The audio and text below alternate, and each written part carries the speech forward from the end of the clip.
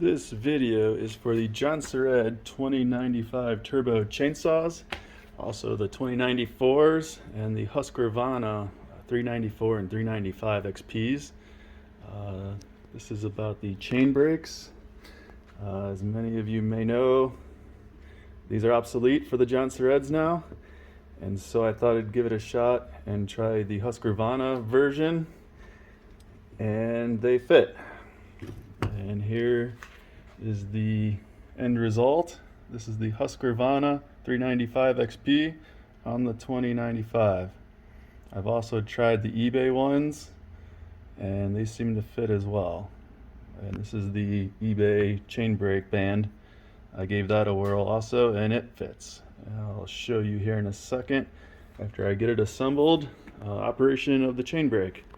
As you can see, I gave this one out to a friend, and he cut a stump pretty low and cooked it. So I'll reassemble this and fire it up and show you the end result.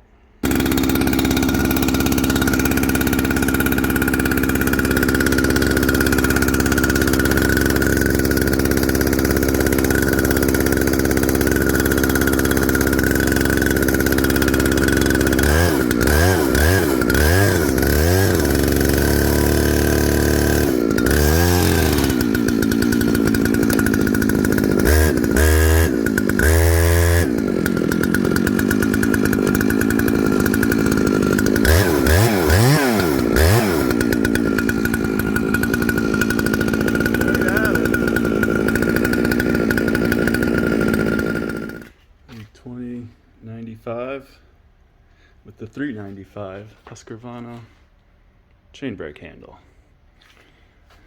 Here's the part numbers. This is the Husqvarna, and this is the original Jonsered, side by side, pretty close. This is the chain brake that was shown in the video. As you can see, it's from Brazil instead of Sweden like my other one.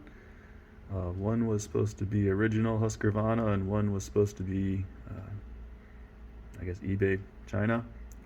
Both do work, however, so you should go wrong either way. Also have some other saws. Jonsered CS2250S on an 18.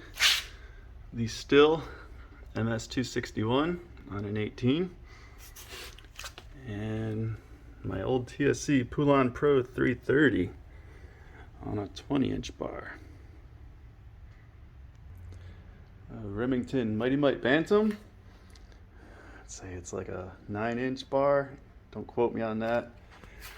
So I have a couple Stihl 020 AVs. Run pretty good. 10 or 12-inch bar top handles, good old saws.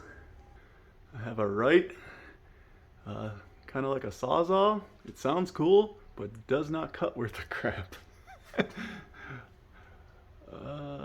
Allen Bradley, I believe.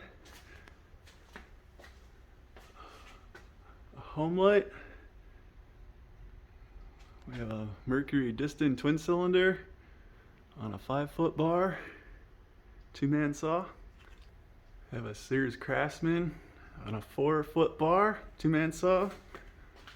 Homelight bow bar, pretty cool looking. Another Homelight with a bow bar, and a McCulloch 35 model. If you want to see any of these saws in a video, let me know. They all ran when I hung them, so it's been a while.